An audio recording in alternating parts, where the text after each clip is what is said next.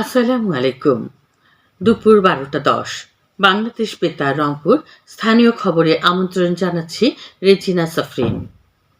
শিক্ষা এবং প্রাথমিক গণশিক্ষা মন্ত্রী আ.ন.ম এহসানুল হক মিলন আসন্ন এসএসসি ও সমমানের পরীক্ষা সুষ্ঠু, স্বচ্ছ এবং সম্পূর্ণ নকলমুক্ত পরিবেশে অনুষ্ঠানের জন্য সংশ্লিষ্ট কর্তৃপক্ষকে কঠোর নির্দেশনা দিয়েছেন।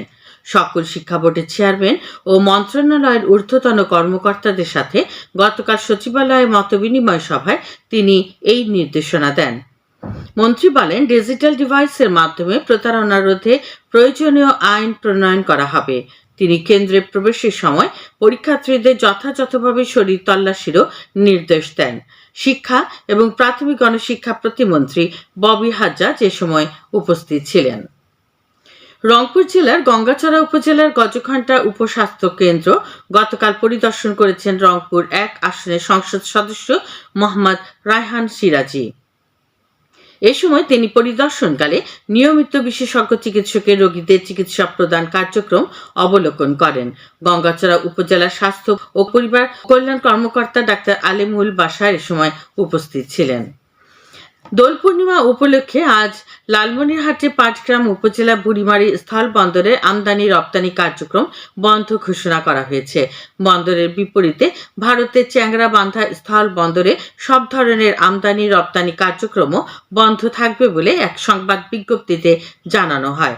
আগামীকাল থেকে যথারীতি আমদানি রপ্তানি কার্যক্রম পুনরায় শুরু হবে। এদিকে উৎসবের কারণে একদিনের জন্য বাণিজ্যিক কার্যক্রম বন্ধ থাকলেও পাসপোর্টধারী যাত্রী পারাপার স্বাভাবিক থাকবে বলে জানিয়েছে সংশ্লিষ্টরা। পবিত্র রমজান মাস উপলক্ষে রংপুর নগরীর 15টি স্থানে আজ ট্রাকের মাধ্যমে ভর্তুকি মূল্যে টিসিবির নিত্য প্রয়োজনীয় পণ্য বিক্রি করা হচ্ছে।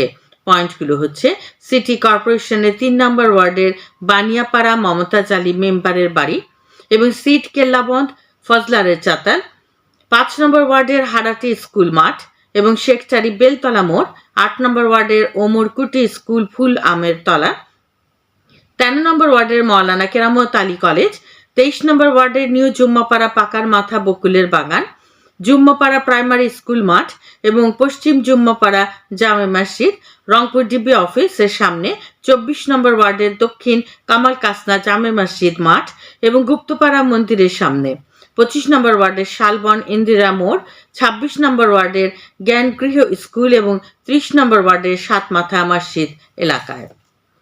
পবিত্র রমজান মাসে সাধারণ জনগণের মধ্যে নিরাপদ ও ন্যায্য মূল্যে ভেজালমুক্ত খাবার নিশ্চিত করতে কুড়িগ্রামের রাজীবপুর উপজেলার কাঁচা বাজার ও খাদ্যের দোকানগুলোতে গতকাল জনসচেতনতামূলক কর্মসূচি পালন করেছে নিরাপদ খাদ্য কর্তৃপক্ষ।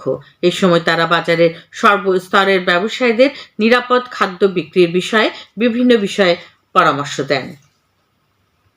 লালমনিরহাটের আদিতমারি উপজেলার সাপটিবাড়ি মাজার এলাকায় মাদক সেবনের অভিযোগে এক যুবককে গতকাল 6 মাসে বিনাশ্রম কারাদণ্ড দিয়েছে ভ্রাম্যমাণ আদালত। উপজেলা নির্বাহী কর্মকর্তা ও নির্বাহী ম্যাজিস্ট্রেট বিধান কান্তি হালদার এই ভ্রাম্যমাণ আদালত পরিচালনা করেন। এদিকে জেলার হাতীবান্ধা উপজেলায় তিস্তা নদী থেকে অবৈধভাবে বালু ও পাথর উত্তোলনের অভিযোগে এক ব্যক্তিকে 50,000 টাকা জরিমানা করেছে ভ্রাম্যমাণ আদালত। উপজেলা নির্বাহী কর্মকর্তা ও নির্বাহী ম্যাজিস্ট্রেট আফরিন হক এই ভ্রাম্যমাণ আদালত পরিচালনা করেন।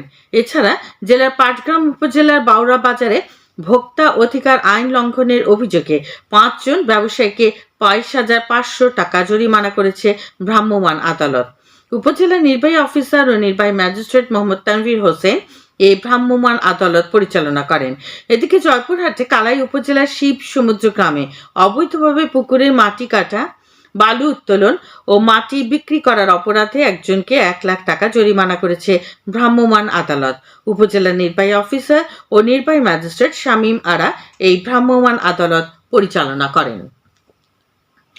মাদকদ্রব্য নিয়ন্ত্রণ অধিদপ্তর গতকাল রংপুর নগরীর হারাগাছ মেট্রো থানার হরগোবিন্দ গ্রাম, কোতোয়ালি মেট্রো থানার হনুমানতলা, কালেক্টরেট ক্রিকেট গ্রাউন্ড মাঠের পুকুর, সিএনবি গোডাউন এলাকা এবং মিঠাপুকুর উপজেলার সঠিবাড়ি এলাকায় পৃথক অভিযান চালিয়ে 3 মাদক কারবারিকে গ্রেফতার করেছে। এই সময় তাদের নিকট থেকে 320 গ্রাম গাঁজা উদ্ধার করা হয়। অভিযান পরিচালনাকালে ভ্রাম্যমাণ আদালতের মাধ্যমে এক মাদক কারবারিকে 2 মাসে বিনাশ্রম কারাদণ্ড এবং অপর 2 জনের প্রত্যেককে 15 দিনে বিনাশ্রম কারাদণ্ড ও 1000 টাকা জরিমানা করা হয়। জেলা প্রশাসনের নির্বাহী ম্যাজিস্ট্রেট মোহাম্মদ মোরসালিন তুরাগ এই ভ্রাম্যমাণ অভিযান পরিচালনা করেন। এবারে জানিয়ে দিচ্ছি সাহরি ও ইফতারের সময়সূচি। রংপুর ইসলামিক ফাউন্ডেশনের দেওয়া সময়সূচি অনুযায়ী আজ রংপুর ইফতার হবে সন্ধ্যে 6টা 8 মিনিটে এবং সাহরির শেষ সময় ভোর 5টা 5 মিনিট। সবশেষে আবহাওয়া। আজ সন্ধ্যে 6টা পর্যন্ত পূর্বাভাসে বলা হয়েছে দেশের অভ্যন্তরীণ নদী বন্দরগুলোর জন্য কোনো সতর্কবাণী নেই এবং কোনো সংকেত দেখাতে হবে না। খবর শেষ হলো। আমাদের পরবর্তী স্থানীয় খবর প্রচারিত হবে বেলা 2টা 5 মিনিটে।